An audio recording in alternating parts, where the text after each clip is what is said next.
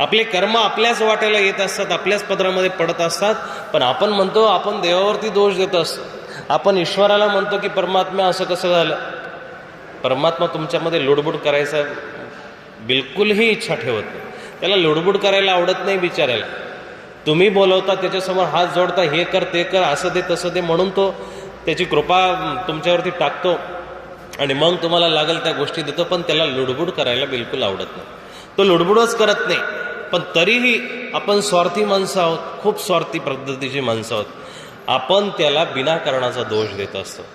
वाईट झालं तर तुमच्याच कारणाने.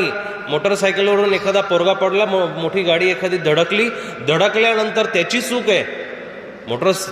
सायकल चालवणारीची चूक आहे, गाडी चालवणारीची चूक आहे. हा स्पीडमध्ये असेल, हा चुकीच्या लाईनीमध्ये चालत असेल म्हणून त्याला कुणीतरी धडकले. मग त्याचे हातपाय मोडल्यानंतर आपण देवाजवळ जातो, देवा माझ्या लेकरासोबत काय अन्याय केला. देव कशाला अन्याय करेल.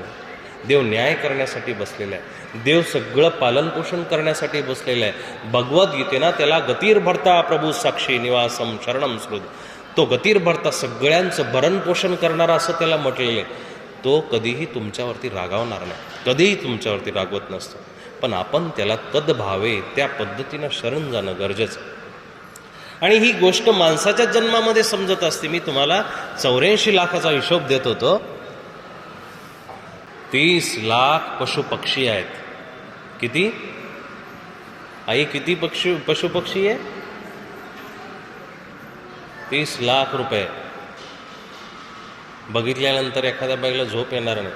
पण 30 लाख योनीमधून आपल्याला जाऊन यावं लागतं दादा, साधारण नाही आहे. मनुष्य किती आहेत ते शेवटी सांगतो मी. 30 लाख पशुपक्षी आहेत.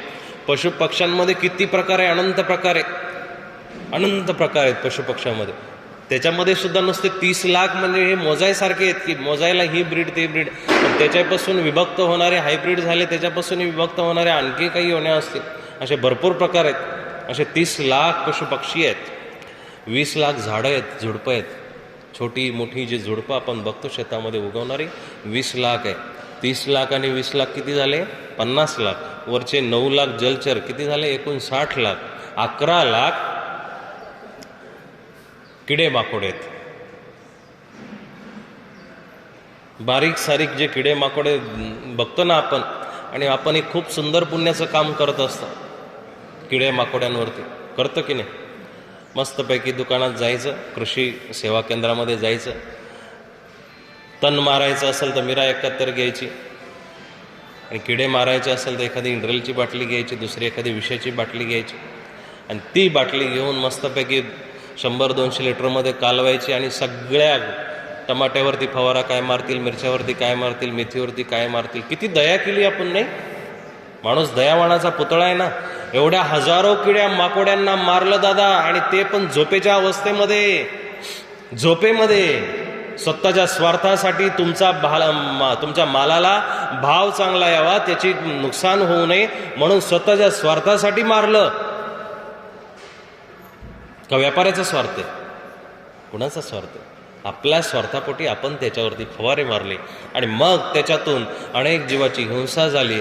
शेवटच्या टायमाला सुद्धा कोणाचे किडे पडत असतील, कोणाचे जंतू पडत असतील, स्किन खराब होत असेल, शरीरामध्ये कॅन्सर होत असेल, नको त्या व्याधी होत असतील. समजून घ्या, हे कृतकर्माची फळं आहेत.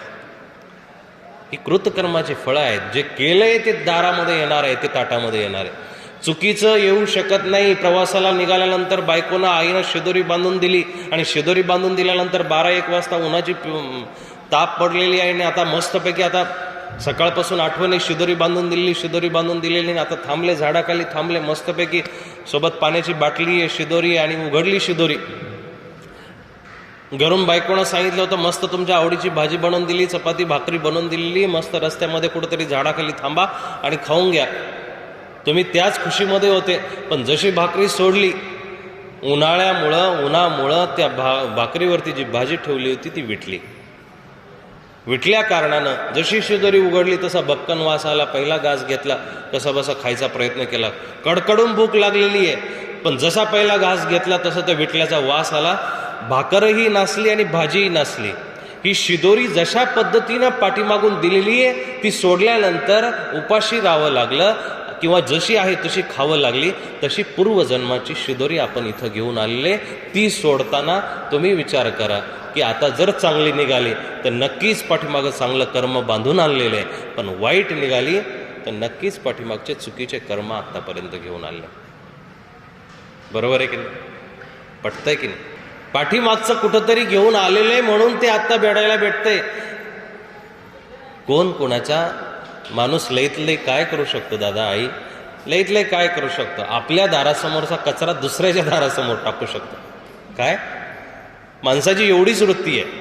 आपल्या बांधावरचं गवत दुसऱ्याच्या बांधावरती टाकल, दुसऱ्याच्या वावरामध्ये टाकल, आपल्या दारातोंडच्या शेळ्या दुसऱ्याच्या वावरामध्ये चारायला नेईल, ही माणसाची वृत्ती आहे. पण समोरचाही तुमचा कर्जदार असतो, तो तुम्ही झोपल्यानंतर बरोबर तुमच्याच दारात आणून टाकतो. जे तुम्ही ह्या भिंतीमधून टाकलं, ह्या वावरामधून तिकडं टाकलं, ते तुम्हाला पलटून बरोबर तुमच्याचपर्यंत येणार. आणि बघा किती सुंदर निसर्गाची निर्मिती आहे की आता पावसाळा झाला, पावसाळा झाल्यानंतर आपण पीक घेतलं, पीक घेतल्यानंतर आता हिवाळा पडणार आहे, हिवाळ्यामध्ये सुद्धा पीक घेतलं, पीक घेतल्यानंतर आता उन्हाळा पडणार आहे, आणि उन्हाळा पडल्यानंतर आता जोराची हवा सुटणार आहे. दोन्ही गोष्टी होणार आहे. एक तर ताप पडेल, ऊन जास्त पडेल, आणि हवा सुटणार आहे. मग जे हवा सुटल्यानंतर आणि ऊन पडल्यानंतर जे काही गवताचे बिया असतात ना, त्या बरोबर तिकडच्या वावरामध्ये वाळलेल्या असतात ना, त्या आपल्या वावरात येतात, आपल्या वावरातल्या दुसऱ्या वावरात जातात. हे निसर्गाने बरोबर संतुलन चालू ठेवले. कर्म आपण कुठली करायची हे आपल्या हातामध्ये आहे. ती कर्म तुम्हाला जमली पाहिजे. 11 लाख किडे माकोडे आहेत, ज्या किडे माकोड्यांना आपण मारतो, फवारे मारतो, आणि हे फवारे आता एवढ्या 50, 60, 70 वर्षामध्ये चालू झालेत, आणि माणूसही तितकाच मग किड्या माकोड्यासारखा रोगीट व्हायला लागला. बरोबर आहे की नाही? तसाच रोगीट व्हायला लागला. तुमच्याकडे कदाचित आरोग्याचा स्तर चांगला असेल, निसर्गाची हवा आहे, धार्मिक हवा आहे, सगळं काही चांगलं आहे, तुमच्याकडे पाणी शुद्ध आहे, पण थोडंसं खाली गेल्यानंतर, शहरामध्ये गेल्यानंतर तुमच्या लक्षात येईल आरोग्याला स्तर नाही आहे, आरोग्यच नाही आहे माणसाकडं. प्रत्येक घरामध्ये तुम्हाला गोळ्यांचा डब्बा सापडत, प्रत्येक घरामध्ये एक माणूस तुमच्या पैशाला खाणारा बसलेला आहे, प्रत्येक घरामध्ये बसलेला आहे. जे आपण पेरत असतो तेच उगवणार आहे. बीज बोये बबुलका आम कहा से खाए. बाभडी लावल्यानंतर त्याला कधीही आंबे लागत नसतात. बरोबर आहे की नाही? ज्या दारातोंडी बाभळ आहे तिचे आपल्याला काटे टोचणार आहे, तिला आंबे कधी लागणार नाही, चिक्कू कधी लागणार नाही, नारळ कधी लागणार नाही. हे कर्माचा सिद्धांत, हा कर्माचा सिद्धांत. 11 लाख म्हणून किडे माकोडे मारल्यानंतर शेवटचा आपला टप्पा येतो. 4 लाख मनुष्य आहेत, 4 लाख माणसं आहेत. 4 लाख माणसं तुम्ही म्हणाल, 4 लाख प्रकारची माणसं, तुम्ही आम्ही तर सारखेच माणसं आहे. काही नाही अहो, कुणाचंच नाक सेम नाही, कुणाचेच दात सेम नाही, कुणाचेच होठ सेम नाही, कुणाचे हात सेम नाही. बरोबर आहे की नाही? आणि थोडंफार सेम असेल, कदाचित सारखं असेल, पण कुणाचाच अंगठा सेम नाही आहे. या पृथ्वी तलावरती बघा किती मोठा इंजिनियर बसलेला आहे. जगाच्या पाठीवरती 700 कोटी माणसं आहेत. किती? 700 कोटी माणसं असून कुणाचाही अंगठा कुणाला मिळत नाही. आणि ह्याच अंगठ्यावरती परमात्म्याने भाग्य लिहून आणलेलं. या अंगठ्यावरतीच इतकं भाग्य लिहिलं. हा आत्म्याचं प्रतीक आहे अंगठा, आणि ह्या अंगठ्यावरती तुमचं भाग्य लिहिलेलं असतं. जाणकार माणूस जर तुम्हाला भेटला कुठं असेल त्र्यंबकेश्वरमध्ये, तर त्यांना विचारा, ते अंगठा पाहून तुमचं भाग्य सांगतं. इतकी या अंगठ्यामध्ये ताकद आहे. अंगठे बहादर माणसं पूर्वीच्या काळी म्हणूनच दिमाखात राहायची, म्हणूनच ताकदवर होती. नुसता अंगठा दिला तरी पूर्ण प्रॉपर्टी त्यांच्या नावावरती होऊन जायची. ही अंगठ्याची ताकद आहे. माणसं वेगळी आहे. 4 लाख प्रकारची जी माणसं आहेत ना, ती वेगवेगळी पद्धतीनं जन्माला आलेली आहे. मग चीनमध्ये बघा ती माणसं वेगळी की नाही, नेपाळची माणसं वेगळी, अमेरिकेची माणसं वेगळी, जपानची माणसं वेगळी, भारतामध्ये सुद्धा वेगळीच आहे ना. त्र्यंबकेश्वरला असलेली माणसं तिकडे नगरला भेटणार नाही, नगरच्या पुढं औरंगाबादला नाही आहे. नागपूरची माणसं वेगळीच आहे. तिकडं दक्षिणमध्ये गेलं, भारतामध्ये गेलं तर तिकडची माणसं वेगळीच आहे. 4 लाख पद्धतीचे माणसाचे देह आहे. आणि मग ह्या सगळ्यामध्ये फिरून सुद्धा एक एक योनी कोटी कोटी फेरा याच्यामध्ये फिरला माणूस, आणि फिरल्यानंतर माणसाचा जन्म झाला. पण या माणसाच्या जन्मामध्ये त्याला काही जमलं नाही. शास्त्रकार मग तेच सांगतात की धर्मो ही एक विशेषो असती. धर्मच माणसाच्या जीवनामध्ये एक विशेष आहे. पण तो धर्म जर माणसाला जमला नाही तर धर्मे नाही ना पशुबी समाना, तो माणूस जनावरासारखा आहे. प्रत्येकाजवळ प्रत्येकाला आरसा दिलेला आहे. पण आजही म्हातारा माणूस जरी झाला तरी तो मिशीनवरती ताव देईल, थोडासा चेहऱ्यावरती हात फिरवला, आणि माझ्यासारखा जवान कोणीच म्हणतं की नाही. तुम्हाला जो आरसा दिलेला आहे तो आरसा तुम्हाला तुमच्या जीवनातली क्रूर कर्म बघण्यासाठी दिले आहे. तुमच्या जीवनातली कर्म तुम्ही बघत चला आणि ती कर्म बघितल्यानंतर तुम्हाला समजणार आहे की आपल्याला नेमकं करायचं काय. आपल्याला हे जगणं जमलं पाहिजे खऱ्या अर्थानं. आणि जे पुण्यस्मरण जे आहे ते पुण्यस्मरण तुमच्या जीवनामध्ये तुम्हाला पण तयार करता आलं पाहिजे की त्या माऊलीनं जे पुण्य केलं असेल, मग ते पुण्य नुसतं म्हणजे दान केलं, खूप काही पैसा वाटला म्हणून पुण्य लागतं असं काही भाग नाही आहे दादा. पुण्य म्हणजे नीतिमत्तेनं वागणे. सगळ्यात महत्त्वाचं, तुम्ही माणूस आहात ना, तर माणसासारखं वागा. तो सुद्धा पुण्यदायी माणूस असतो, पुण्यात्मा असतो. काही माणसांजवळ काहीच नसतं. अहो, साधू संतांजवळ अंगावरचे कपडे सुद्धा नसतात. काही माणसांच्या अंगावरती व्यवस्थित कपडे नाही आहे, फकीर आहेत, नंग भनंग आहेत, दिगंबर आहेत, तरी त्या माणसांच्या पायावरती आपण डोकं ठेवतं की नाही. कसली श्रीमंती त्या माणसाकडे. श्रीमंती ही पैशाने येत नसते, वस्तूने येत नसते, सौंदर्याने येत नसते, कपड्याने येत नसते. श्रीमंती ही तुमच्या मनाच्या विस्ताराने येत असते. मनाचं मोठेपण ज्या माणसाच्या अंगामध्ये आहे तोच माणूस खऱ्या अर्थानं श्रीमंत आहे. तोच माणूस श्रीमंत आहे. हे पद, प्रतिष्ठा, मान, सन्मान कधी ना कधीतरी संपणार आहे. काळ्याचे पांढरे केस व्हायला वेळ लागत नाही. पदाला, आपल्या खुर्चीला जायला वेळ लागत नाही, प्रतिष्ठेला जायला वेळ लागत नाही, आलेल्या पैशाला जायला वेळ लागत नाही. पण त्याच्यानंतर त्याच्यातून केलेल्या कामाला, त्याच्यातून केलेल्या कृत्याला जायला वेळ लागत असतो. म्हणून कृत्य चांगली करणं गरजेचं. आजच्या काळामध्ये सेवा विसरून गेलो आहे आपण. सगळ्यात मोठी सेवा विसरून गेलेली आहे. आणि बघा, शोकांतिक आहे, अशा कार्यक्रमांना तरुण मुलांना पाठवलं पाहिजे. अशा कार्यक्रमांना आपण आपल्या मुलांना पाठवलं पाहिजे, आपल्या सुनांना पाठवलं पाहिजे, मुलींना पाठवलं पाहिजे. पण बऱ्याच वेळा आम्ही 10व्या प्रवचनाला बघतो, 10व्याला पुण्यस्मरणाला म्हाताऱ्या माणसांचीच गर्दी असते.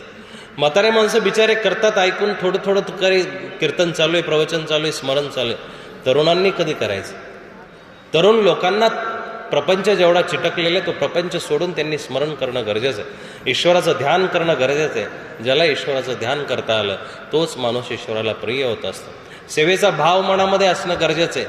आज म्हाताऱ्या माणसांना आम्ही सांगू शकत नाही की आईची सेवा करा, बापाची सेवा करा. तुम्हाला सांगून काय करायचं. ज्यांना सांगायचं तेच हजर नाही आहे, त्यांना हजर करा. म्हणून जर कधी 10व्याचा कार्यक्रम असेल, पुण्यस्मरणाचा कार्यक्रम असेल, अशा कार्यक्रमांना तुम्ही जाऊ नका. तुम्ही लग्नाच्या कार्यक्रमाला जात. लग्नाच्या कार्यक्रमाला तुमची हजेरी आहे, कारण म्हाताऱ्या माणसांचा आशीर्वाद तिथं त्या नवीन तरुणांना गरजेचा आहे. नवीन तरुण मंडळीला आता तुम्ही प्रपंचाची नवीन सुरुवात केली आहे. आता त्या प्रपंचामध्ये तुम्हाला म्हाताऱ्या माणसांचा, अनुभवी माणसांचा आशीर्वाद गरजेचा आहे. म्हणून लग्नामध्ये म्हाताऱ्या माणसांची गर्दी पाहिजे. पण लग्नामध्ये नाचणाऱ्यांची गर्दी असते आणि 10व्यामध्ये म्हाताऱ्या माणसांनी, ज्यांचा 10-8 दिवसांनी नंबर लागणार आहे, त्यांना काय प्रवचन सांगायचं. त्यांनी केलेलं आहे पुण्य. आता पुण्य कुठलं करणार आहे. तरुणांमध्ये सेवाभाव जागृत होणं गरजेचं आहे. तरुण मुलांमध्ये, तरुण मुलींमध्ये जर सेवाभाव असेल तर ही पिढी टिकून राहणार आहे, तर संस्कार टिकून राहणार आहे.